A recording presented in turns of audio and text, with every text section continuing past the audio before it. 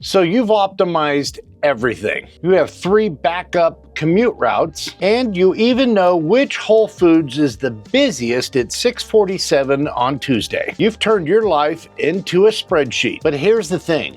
What if you're not smart? What if you're just really good at managing dysfunction well? Because at some point, optimization stops being intelligence and becomes expensive survival. Now, before my comment section starts to lose it, this is not my San Francisco is terrible video. I was born in California. I work in California, and I am a California broker still. I go back and forth regularly to see family who thinks I just moved to a casino parking lot. So this is just simply, when did problem solving become my full-time job kind of video? Because here's what nobody wants to admit, and that is the data from January 2026 is absolutely brutal, with many Bay Area professionals who have relocated all saying the same thing. Every one of these people are high performers. These are people that are making anywhere from $200,000 to $500,000 in San Francisco. They should be thriving, right? And they all said the same thing. I wasn't failing in San Francisco. I just got really good at tolerating expensive chaos. So let's talk about what really happens when you stop tolerating it. And we'll start with something that should make you really uncomfortable. The average San Francisco professional spends about 1,900 hours a year in transit. That's commuting, parking lots, and logistics. And even worse, sitting in traffic, making people ask, is this what success should feel like? That math actually equates to 79 full days every year. And here's the math that should really bother you. You're probably in the top 10% of all earners. And let's say conservatively, well, you're worth $200 an hour. You just spent $380,000 just sitting in traffic. You're not building something, and you're not with your family. You're not even enjoying the city you just got done paying $1.8 million to live in. Just traffic. And that's not even counting the cognitive overhead. That's route planning, the parking apps, the mental calculus on whether seeing friends across town's even worth the hassle. You wouldn't accept that ROI on any other investment, so why are you accepting it here? That's not failure, that's simply math changing. So here's the real question. Are you staying in San Francisco because you feel like it's worth it? Or is it because leaving sounds harder than actually staying? So let me show you what I mean. In San Francisco, the median home price is $1.8 million. And for that, you're probably getting an older property, maybe 1,400 square feet that still needs work. You'll end up with street parking if you're lucky, and you're going to have a yard the size of a bath mat. Current appreciation in San Francisco is only about 1%. So, congratulations, you're slowly losing money. Reno's comparable home to that is roughly about $650,000. And for that, you're getting about 2,500 square feet. You'll get an actual yard that kids can play in without scheduling it. It comes with mountain views and an approximate appreciation of 5 to 7%.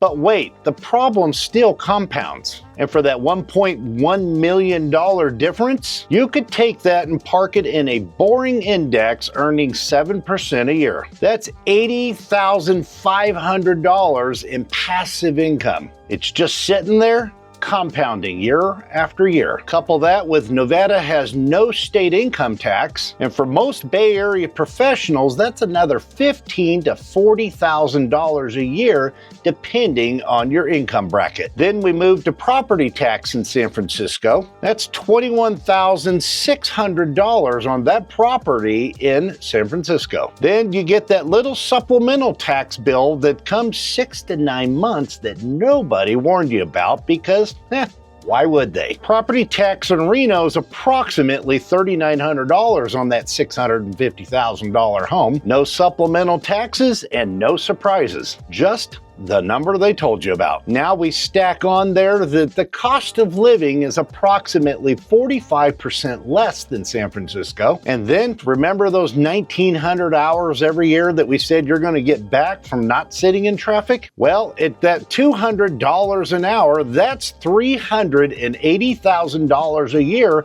in lost cost opportunities that just showed back up. Your annual advantage ends up being just over $350,000 a year. That's not cheaper living, that's a completely different financial trajectory altogether. So the real question isn't, can I afford to move? The real question is, can you afford not to move? Okay, quick pause. If you're sitting there thinking, wait, I've never run these numbers on my personal scenario, you're not alone. Most people I talk to coming out of the Bay Area are so used to trying to optimize the system that they're in that they never even step back to ask, am I even in the right system at all? And if you want to run your specific numbers, your income, your housing, and your priorities, our links are down below. Just grab a time on our calendar, and we promise there'll be no pressure and no sales pitch. Just here's what the math actually looks like for you. All right, let's keep going. Now let's talk about the part that everyone feels and very few people actually want to name, and that's safety. According to the FBI data, over the last 5 years, Reno has 50% less violent crimes per capita than San Francisco. It also has 3 times the amount of robberies and over 3 times more property burglaries. And that's only what they actually report.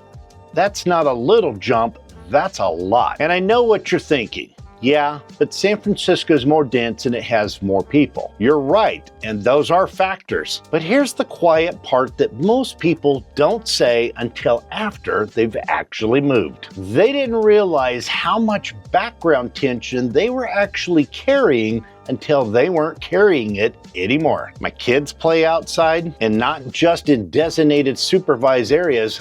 They're just outside. I could walk the dog at 10 p.m. without having to do a risk assessment plan. I stopped checking my car every morning to see if the window got smashed again. And they settle into Reno, where crime does exist and it's real, but it's localized. It's primarily in the downtown areas and around the nightlife. Family neighborhoods like South Reno, Northwest Reno, and Sparks are well below the national averages. And what does that mean to you practically? Your cars stay intact and your packages stay on porches. Kids hop on their bikes and they ride to their friend's house without the talk. And that's not paranoia leaving. That's just your nervous system finally getting to rest. Now let's talk about something that's fragmenting your life that you probably even stopped noticing. And that's traffic. We've already covered the 1,900 hours that are lost, but it's not just the time. It's what traffic actually does to your decision making. A lot of residents describe taking over 30 minutes to travel just 1 mile. They feel cut off from friends and family because going across town feels like an expedition. And we also hear that they live in a city so congested that they don't even get to use it all. So traffic doesn't just waste your life, it actually fragments it. You're not living in a city anymore, you're living in your car. And at some point, the realization sets in. Your car has become your home, your podcast studio, and your emotional support animal. In contrast to that, in Reno, the average commute is only 22 minutes. Highways still move during rush hour traffic, and errands can take less than 30 minutes. You just go places, all without the planning, without route optimization, without the mental calculus of, is this worth it? You get something back that you didn't realize you lost. Spontaneity. So next, let's talk about system architecture. And let me explain this in a way that'll make sense to you if you work in tech. San Francisco is legacy infrastructure. And don't get me wrong, it is impressive. Density, transit, global connectivity, it truly is a marvel of engineering. But it's also built on decades of technical debt, patch jobs, and workarounds. Every new feature, every regulation, every tax, Every permit gets bolted on without refactoring the core system. So you end up with this incredibly complex, fragile system that requires constant maintenance just to keep it running. And you, the user, are doing all the maintenance. Well, in Reno, they are a greenfield development, modern infrastructure built on how people actually live now and not how they lived in 1906. And here's what that means to you. In San Francisco, to replace a fence, you need a permit application, neighborhood committee approval, and sometimes historical reviews.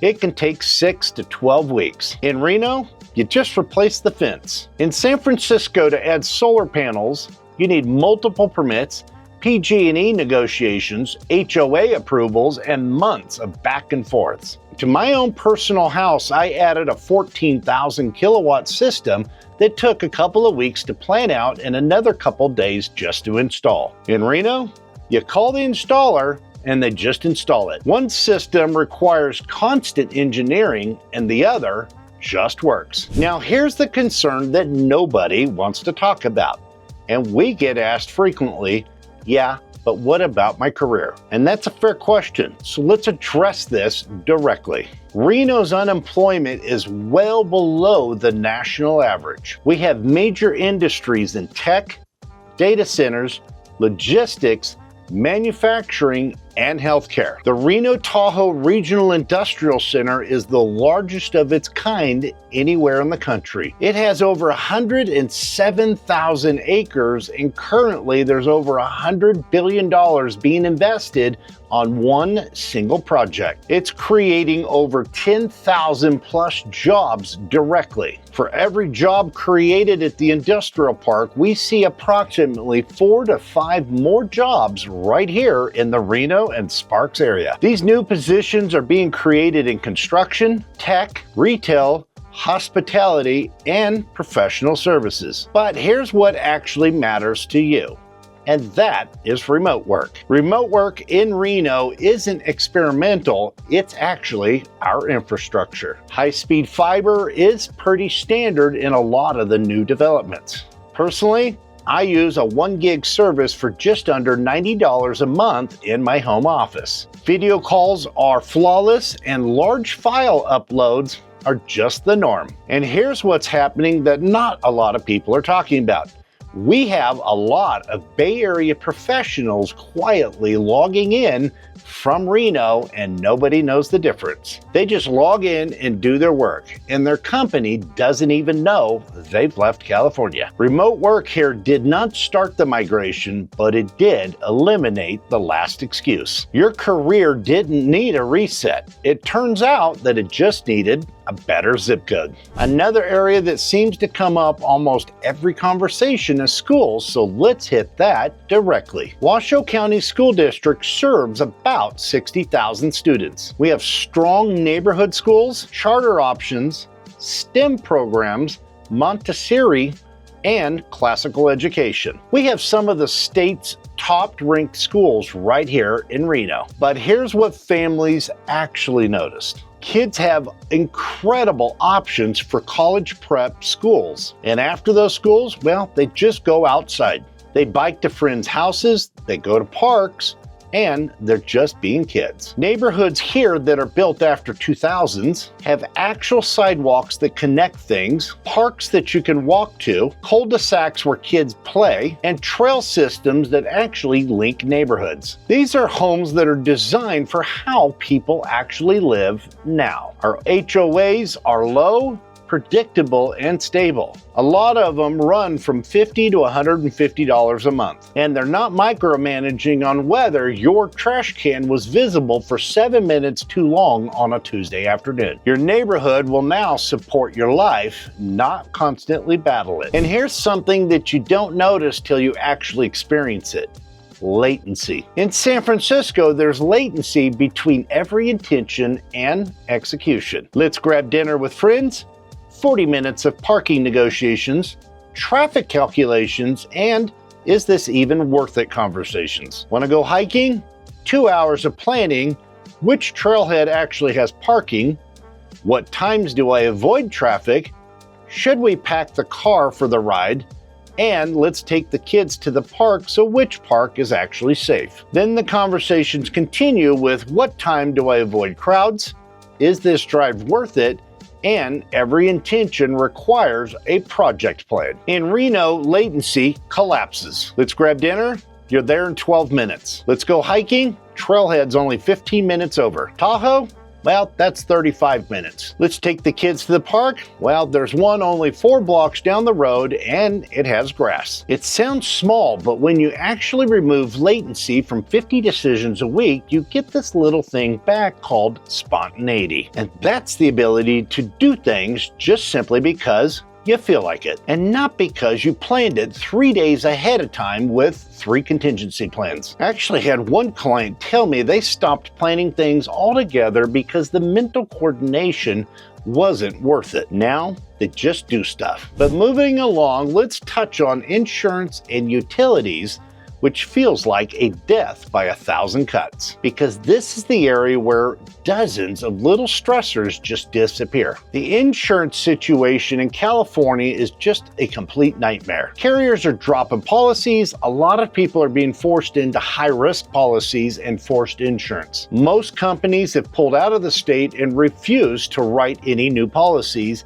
even if you've been with them for years. In Reno, they're readily available. We have more carriers, more competition, which also equals lower rates. And utilities in San Francisco, well, month after month, they keep creeping up and they always manage to show up with these mysterious little charges that nobody can explain. In Reno, they're lower and more stable. Vehicle registration is simpler and cheaper. So it's not one dramatic savings, it's dozens of little stressors that just disappear. And a quick thing that people seem to worry about is, am I stuck in the middle of nowhere? Well, I'm happy to tell you that the Reno Tahoe International Airport serves nearly 5 million people every year. We have direct flights to LA, the Bay Area, Seattle, Phoenix, Denver, Dallas, Chicago, and even New York at certain times of the year. But the real advantage is not the destination,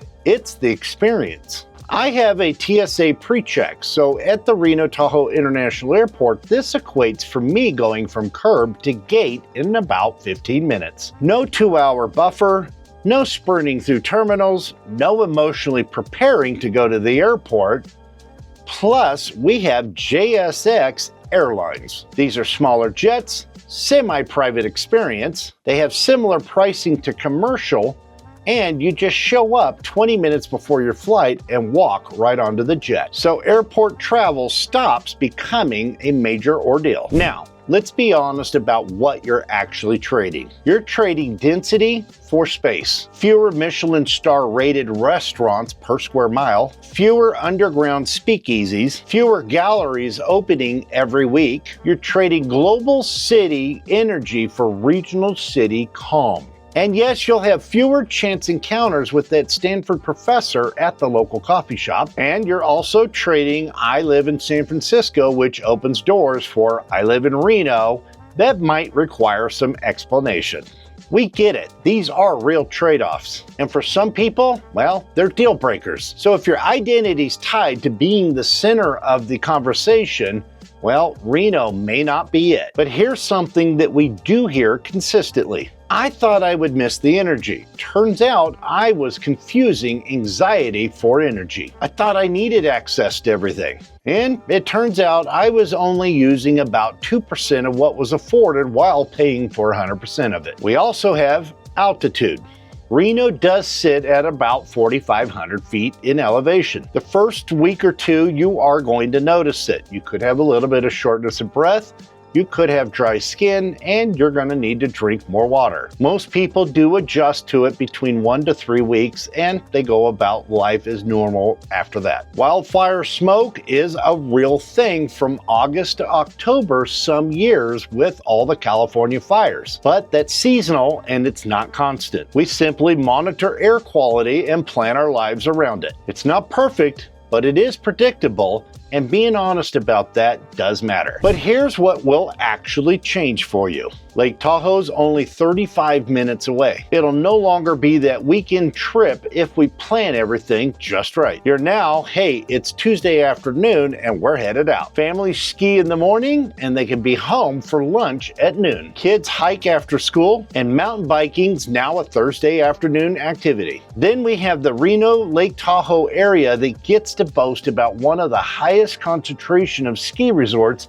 in North America, with over 15 resorts all within a short distance. Mount Rose Ski Resort is only 30 minutes away. Trails are something you do because you have an hour to spare and not because you carved out an entire day. So the outdoors stop being a destination and they become part of your everyday life. Community here just works differently. Reno has constant events, shows, and events all year long. There is always something to do here in all 4 seasons. We are big enough to keep everything interesting and just small enough to keep moving through it without planning your life around it. You'll see the same people at coffee shops. Your kids are going to live close enough to their friends to have spontaneous play dates. And one client told me that in San Francisco they had thousands of connections and yet still felt isolated. Now in Reno they have dozens of connections and feel connected. So here's the thing about high performers. You've been trained to solve problems within constraints. Tight budget?